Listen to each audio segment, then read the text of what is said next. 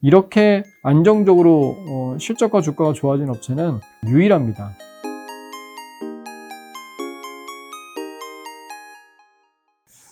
네, 안녕하세요. 애널리스트 박종대입니다. 오늘 유통 화장품 투자 전략에 대해서 말씀을 드리도록 하겠습니다. 제목을 위드 코로나 시대를 긍정적으로 본다면이라고 뽑았는데, 지난주 정부에서 처음으로 위드 코로나 시대를 검토를 하겠다고 발표를 했습니다. 그래서 그런 게 어떤 의미가 있는지, 그리고 단기적인 투자 전략은 또 어떻게 잡아야 되는지에 대해서 구체적으로 말씀을 드리도록 하겠습니다.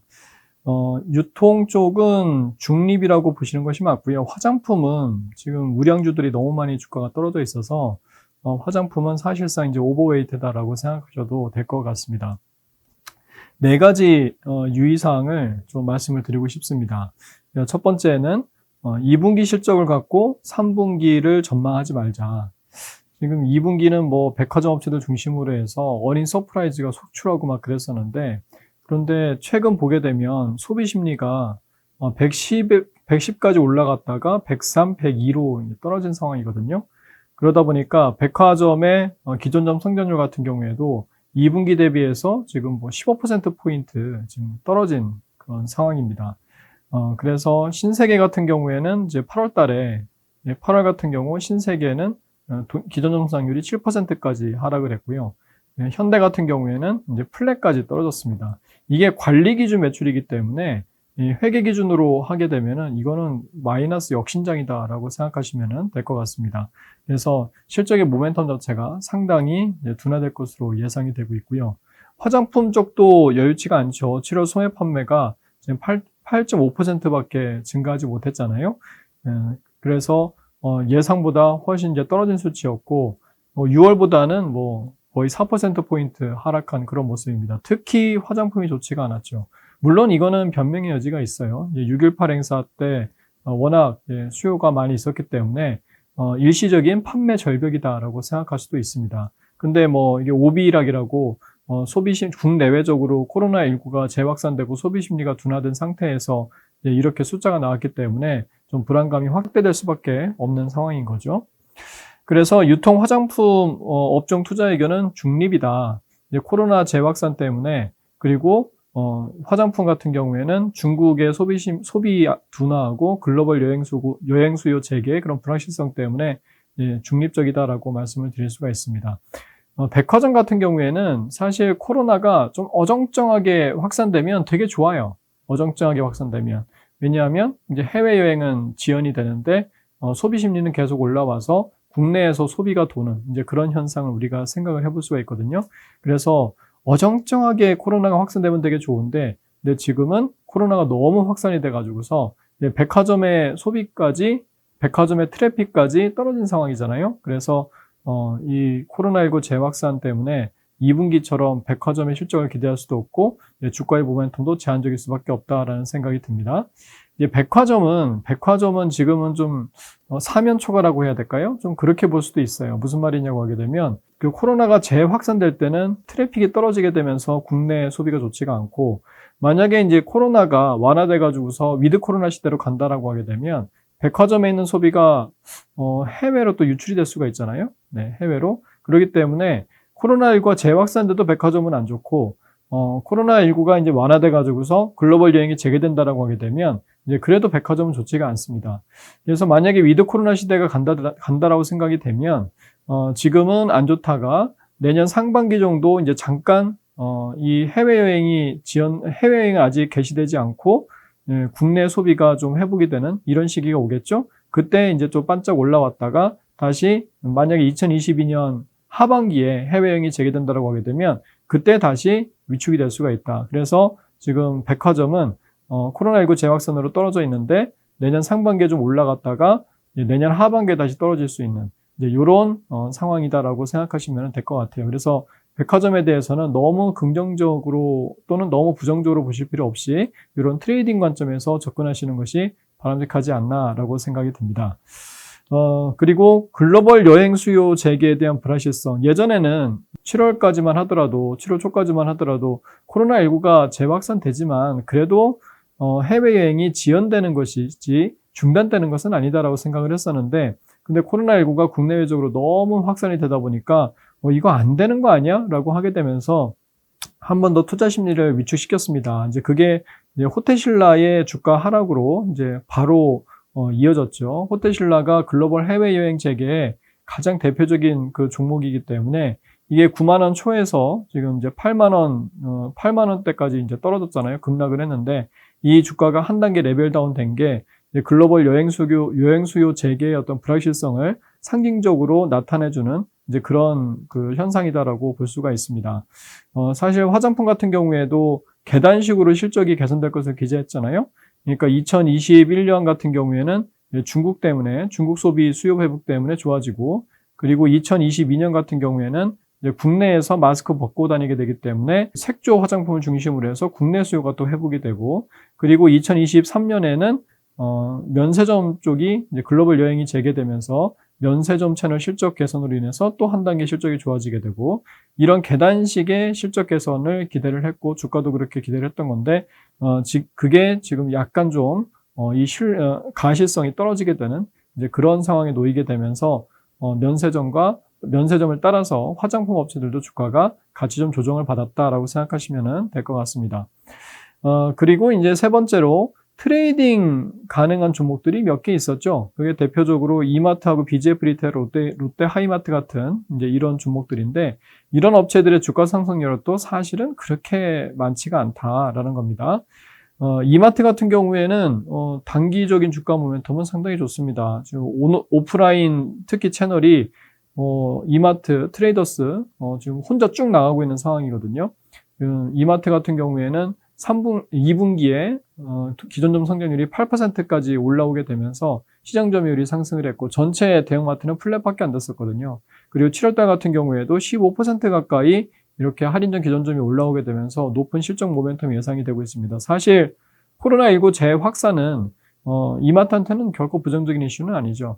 그리고 이제 스타벅스 코리아의 지분 인수 이런 것도 물론 EPS 증가하는 건 얼마 안 됩니다만은 이 연결 영업이익 측면에서 50% 이상 증가할 수가 있는 그런 이슈이기 때문에 긍정적이고, 그리고 유통발전법 개정, PP센터에서 월 2회는 온라인 배송을 할 수가 없었거든요. 오프라인 매장이 쉬면은 온라인 배송도 할 수가 없었습니다. 이제 그런 것들이 풀어지기 때문에 긍정적이고요. 그 다음에 셀프닷컴의 상장도 지분가치 재고라는 측면에서 이제 긍정적이죠.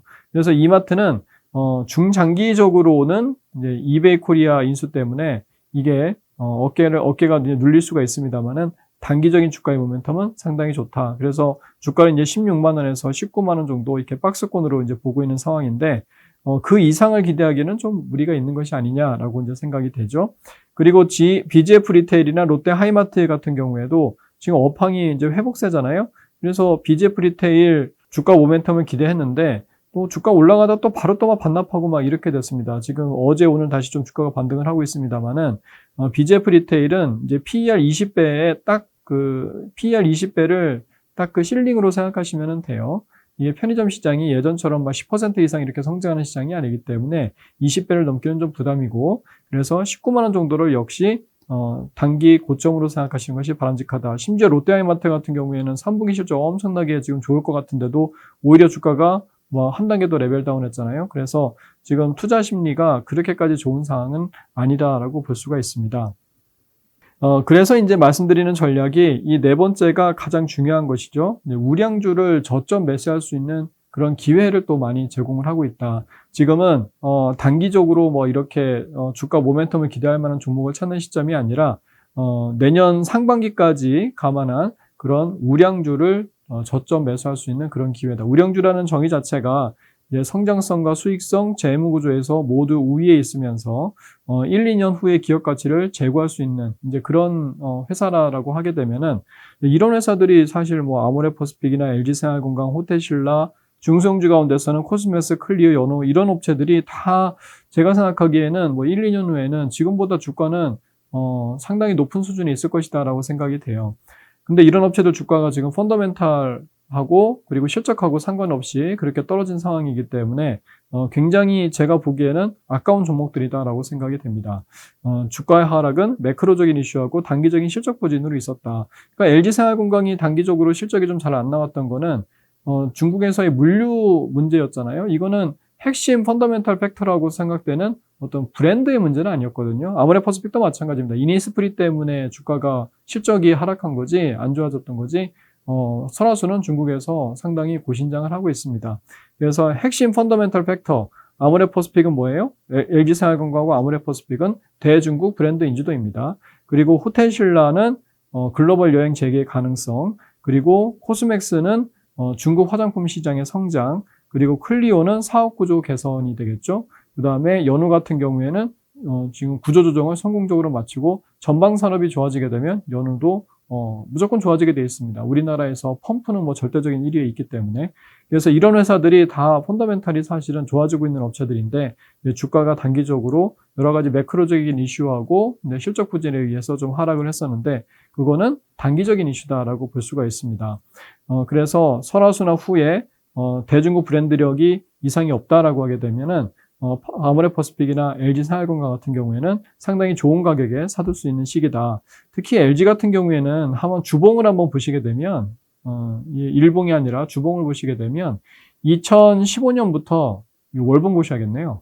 2005년부터 지금 2021년까지 연간으로 주가가 한 번도 하락한 적이 없이 쭉 올라온 회사입니다. 이거는 삼성전자도 못한 일이에요. 삼성전자도 이제 사이클이 있기 때문에 한 2, 3년 정도는 주가가 이렇게 쉰 적이 있거든요. 하지만 LG생활건강은 지난 5, 6년 정도를 주가가 연간으로 한 번도 쉰 적이 없습니다. 그래서 시가총액 10조 이상 되는 종목 가운데 이렇게 안정적으로 실적과 주가가 좋아진 업체는 우리나라에서 LG생활건강이 유일합니다. 그만큼 우량주라는 얘기예요. 그래서 지금 주가는 어때요? 작년 6월 정도 수준입니다. 작년 6월 정도 수준. 그래서 이런 핵심 펀더멘탈 팩터가 이상이 없다라고 하게 되면 아주 긴 호흡에서 뭐 내년 상반기 말을 본다라고 하게 되면 이런 LG생공 같은 종목들은 그냥 꼭 사놓으시면 되지 않을까라고 생각이 됩니다. 그리고 이제 화장품 업종에서는 2분기 중국 사업의 낮은 영업이익률을 이제 보시면서 럭셔리 시장에서의 경쟁 심화 우려를 제기하시는 분들이 계신데, 이거는 이제 6.18 행사가 있었기 때문에, 지금 6.18 행사가 워낙 규모가 커지게 되면서 대기업들의 돈잔치가 되고 있거든요. 그래서 3분기에는 좀 달라질 것이다 라고 생각이 됩니다. 그리고 지금 위드 코로나 시대의 가능성을 얘기를 하고 있죠. 제가 서두에 말씀을 드렸습니다만은 위드 코로나 시대가 만약에 지금 성공이 된다라고 하게 되면 양상은 완전히 바뀔 수가 있다. 사실 생각해 보세요. 지금 정부에서 얘기하고 있는, 계획하고 있는 접종률, 백신 접종률은 예상대로 가고 있습니다. 원래 예상 자체가 9월달, 10월달 정도에 70% 도달한다고. 원래 제가 알기로는 11월달로 생각하고 있었는데요. 예, 그러니까는 오히려 당겨진 거죠. 그죠? 70% 접종률을 지금 계획하고 있는데 이거 예상대로 가고 있는 거고, 그리고 주식시장에서도 글로벌 여행 재개 가능성은 2022년 이제 하반기로 생각을 했었죠. 올해 말에 된다고 주장한 사람은 아무도 없습니다. 그러니까 이거 객관적으로 보게 되면 이런 접종률이나 그다음에 우리나라 사람들이 마스크 벗고 다니는 시기, 그리고 글로벌 여행 재개, 이런 것들이 다 올해 연초에 정부나 우리 주식시장에서 예상했던 대로 가고 있는 겁니다. 그런데 7월 10일 이후에 너무 이제 코로나가 재확산이 크게 일어나다 보니까는 심리적으로 상당히 위축된 것이 아닌가라고 생각이 되는 거죠. 그래서 8월달 실적이 되게 중요할 것 같아요. 여러 가지 뭐 이런 경쟁 심화에 대한 우려도 있고, 그다음에 소비 심리 우려도 있고 한데, 이 8월달 실적이 그런 걸 좀 많이 상쇄시켜줘야 되지 않을까라고 생각이 됩니다. 단기 주가의 분기점은 8월달 실적이 조금 이제 시그널이 잡히는 그런 9월 한 10일 정도 이때 전후로 하게 되면은 아모레퍼시픽이나 코스맥스, 호텔신라 같은 업체들은 업데이트가 가능하기 때문에 실적의 대충의 흐름은 아마 파악할 수 있지 않을까라고 생각이 되고요. 이때 긍정적인 신호가 좀 나온다라고 하게 되면 중국 화장품 소비 부진에 대한 우려, 그리고 중국 화장품 시장의 경쟁 심화 우려, 그리고 면세점 실적 둔화 우려, 뭐 이런 것들이 동시에 해소가 되면서 주가가 좀 이렇게 턴을 하지 않을까라고 생각이 됩니다. 그래서 지금은 이제 아모레퍼시픽, LG생건, 호텔신라 중소형주 가운데서는 코스맥스, 클리오, 연우 이런 우량주들을 저점 매수할 수 있는 좋은 기회다라고 말씀드릴 수가 있겠습니다. 감사합니다.